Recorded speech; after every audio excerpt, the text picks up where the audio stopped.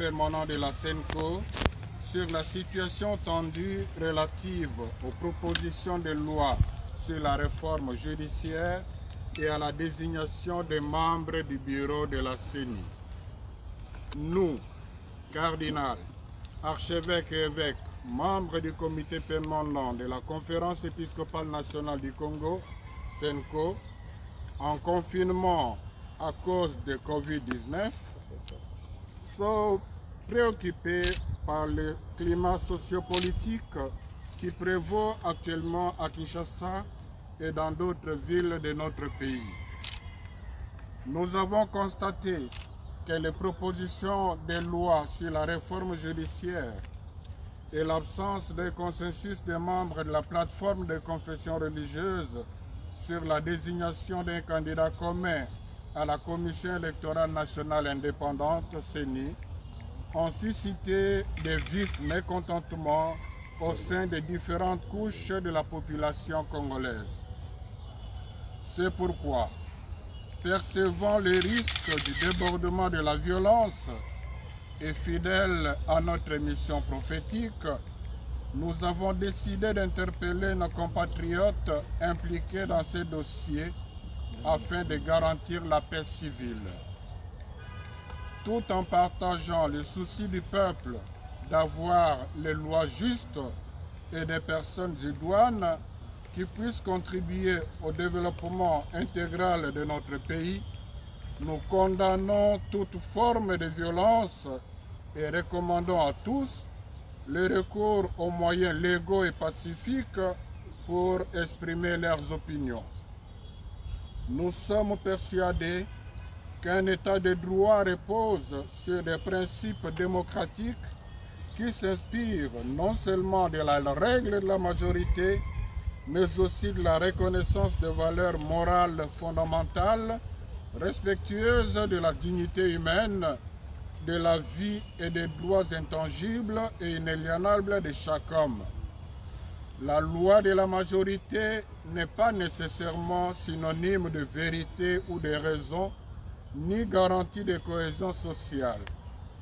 Une majorité parlementaire, si légale soit-elle, perd sa légitimité quand elle est déconnectée des intérêts et du bien-être du peuple. En plus, il est inadmissible que les lois soient taillées sur mesure selon les ambitions des leaders politiques, partis ou plateformes politiques, ou que certains de nos compatriotes montent des stratégies pour vider les institutions d'appui à la démocratie de leur indépendance fondée sur la Constitution afin de les inféoder à leur dictat. Ces agissements ne contribuent qu'à détruire la cohésion nationale et à déstabiliser les institutions étatiques. Il est clair que si on y prend garde, les propositions de loi sous examen à l'Assemblée nationale porteront atteinte à l'indépendance du pouvoir judiciaire, l'une des options fondamentales que notre Constitution du 16 février 2006 a érigée en disposition intangible dans son article 220. Il en est de même de la désignation des candidats membres du Bureau national de la CENI. Nous dénonçons la tentative des politiques de vouloir faire main basse sur cette institution d'appui à la démocratie. Les Congolais gardent encore frais à l'esprit la gestion chaotique des élections de 2018.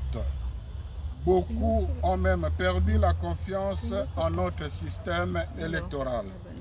C'est donc une nécessité de rassurer les futurs électeurs de 2023 que les choses ne seront plus comme avant.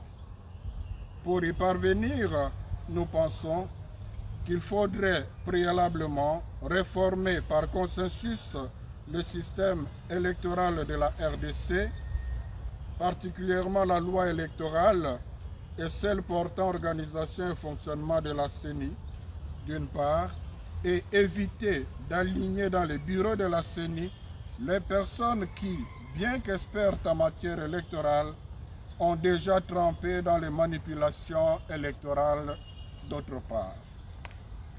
Nous exhortons les bureaux de l'Assemblée nationale à user de la voie de sagesse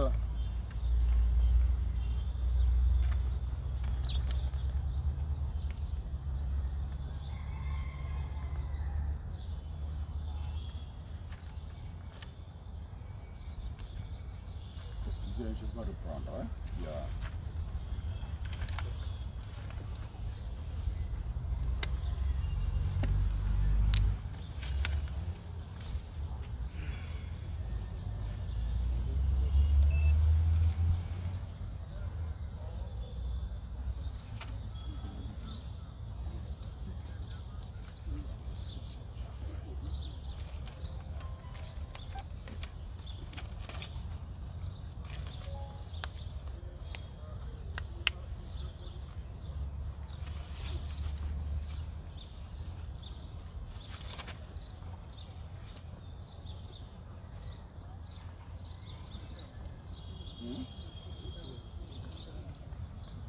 Non, je vais le retirer ça. Il a un saisissant banal. Donc je peux continuer là, je me suis arrêté. Oui.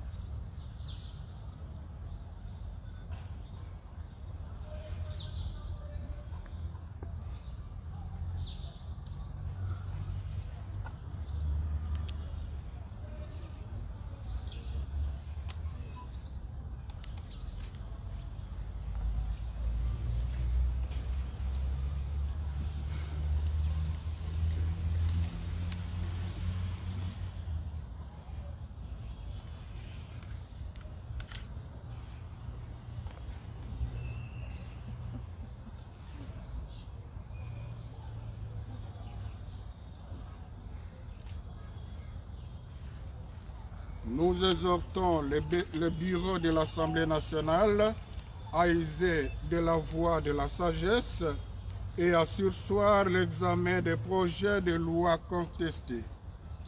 En ce qui concerne les candidats animateurs de la CENI, nous demandons qu'il ait au préalable la réforme de cette institution vitale pour un avenir heureux de notre pays.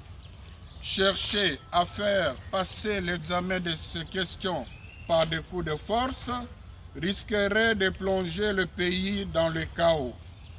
À l'aube du 60e anniversaire de l'indépendance de notre pays, ici est d'écouter le prophète Osée qui nous dit « Il sème le vent, il récolte la tempête ». Osée 8, 7. Les voix qui s'élèvent pour protester contre les manipulations politiciennes dans le processus de désignation des membres du bureau de la CENI et contre les propositions de loi sur la réforme judiciaire indiquent que le peuple congolais a faim de la justice et de la paix. Le bien-être du peuple congolais doit être le souci primordial de tout parti ou plateforme politique. Pendant que le pays est en état d'urgence sanitaire, les dirigeants feraient mieux de chercher comment protéger la population contre les conséquences de Covid-19 plutôt que de se concentrer pour monter des stratégies de positionnement politique. Que par l'intercession de la très sainte Vierge Marie, Reine de la paix et Notre-Dame de la sagesse, le Seigneur Dieu de l'univers illumine nos cœurs et bénisse notre pays. À la signature, tous les évêques membres du comité permanent de la Conférence épiscopale nationale du Congo, je vous remercie. Avant de passer à la séance.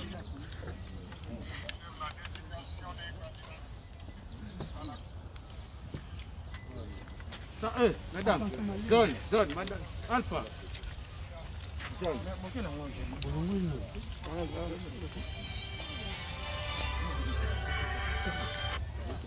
Oui, le man. Avant de passer à la séance de questions de réponse, je ne sais pas si chacun de nous peut trouver une place pour aérer le milieu. Yo, ça va. Ok, c'est bon. Donc,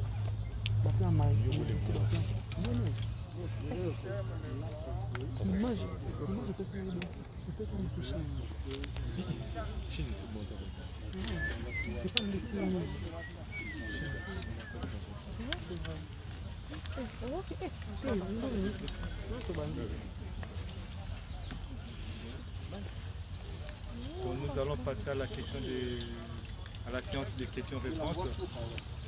En vous priant de rester dans le contexte de la conférence de presse, c'est-à-dire la proposition de loi et la désignation du président de la CENI.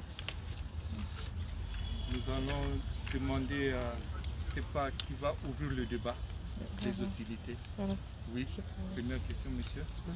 Je réponds au nom de Roméo Tunga, journaliste à la Pêche Télévision. Ma question, ça va tout droit par rapport au passage biblique que M. l'abbé a utilisé, Osée 8, verset 7, qui sème le vent récoltera la tempête. Par rapport à ce passage, qu'est-ce que l'Église voulait juste nous enseigner? Oui, madame. Merci.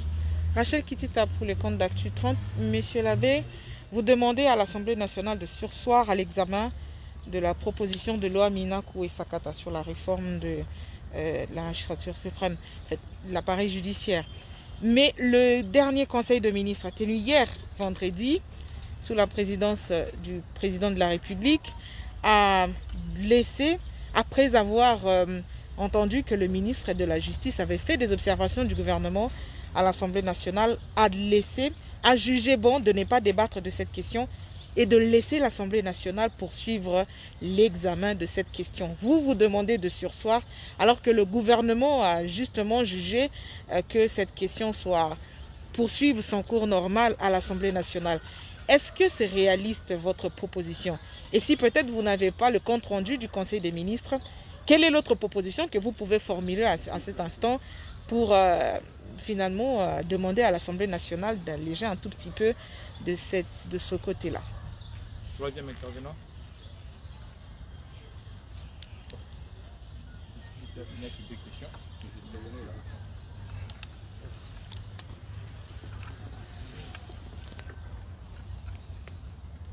Voilà, la première question c'est relative au titre. C'est relatif au titre. Et je précise que ce n'est pas le passage biblique de l'abbé Cholet, ce sont les évêques qui parlent. Moi, je ne sais que porte-parole, que ce soit clair. Et qu'est-ce que ça veut dire? Qui sème le vent récolte la